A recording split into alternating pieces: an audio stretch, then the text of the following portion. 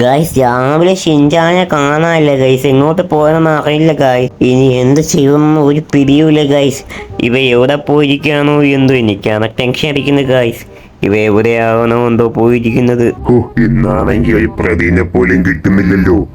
എന്താണിത്, ഒരു പ്രതിനെ പോലും കിട്ടാത്തതെന്ന്? അത് നമ്മുടെ ഷിൻചാനല്ലേ? പുള്ളി എന്താ ഇവിടെ നിൽക്കുന്നത്? സാഡാണല്ലോ. നമുക്ക് എന്തായാലും ഫ്രാങ്ക്ലിനെ വിളിച്ച് പറയാം. ഫ്രാങ്ക്ലിൻ വരും. ഫ്രാങ്ക്ലിൻ ഇപ്പൊ എന്നെ വേണ്ട, ആ ഡോറേമോനെയും പിഞ്ചാനെയും മതി ഫ്രാങ്ക്ലിന്. ഞാൻ ഒറ്റയ്ക്കായി. ഫ്രാങ്ക്ലിൻ, ഞാൻ ചിങ്കം സാറാണ് വിളിക്കുന്നത്. നമ്മുടെ ഷിൻചാൻ ഇവിടെ മിറർ പാർക്കിൽ സാഡായിട്ട് ഇരിപ്പുണ്ട്. ഈ ഏരിയ അത്ര ശരിയല്ല, വേഗം ഞാൻ കൊതുക്കൊണ്ടു പോകും.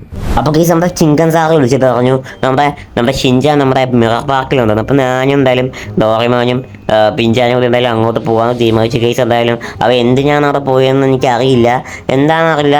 ചിങ്കൻ സാർ പറഞ്ഞത് അവനവിടെ സാഡായിട്ട് ഇരിക്കാന്നാണ്. എന്തായാലും നമുക്ക് പോയി നോക്കാം. എടാ അങ്ങോട്ടേക്ക് പോയി നോക്കടാ. എടാ ഷിൻചാനെ, നീ ഇത് എവിടെ പോയതാ? ഞാൻ എത്ര ടെൻഷൻ അടിച്ചെന്നറിയോ ഞാനും ഡോറേമോനും പിഞ്ചാനൊക്കെ. നീ എങ്ങോട്ടായി പോയത്? ഫ്രാങ്ക്ലിനാ നിങ്ങൾക്കിപ്പോ ഡോറേമോനും പിഞ്ചാനൊക്കെ മതിയല്ലോ, എന്നെയൊന്നും വേണ്ടല്ലോ. ഷിൻചാനെ, നീ കഴിഞ്ഞിട്ടുള്ളൂ ഫ്രാങ്ക്ലിൻ നമ്മളെ കണ്ടുവരും. അതെ, ഫ്രാങ്ക്ലിന് ഏറ്റവും ഇഷ്ടം എന്നെയാണ്. നീ വീട്ടിലേക്ക് വാ, നീ പിണങ്ങിങ്ങനെ പോവല്ലേ.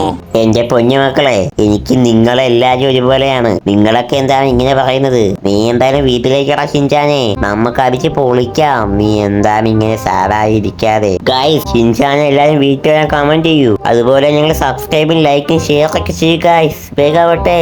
ബൈ ഗൈസ്, മറ്റൊരു വീട്ടിൽ കാണാം.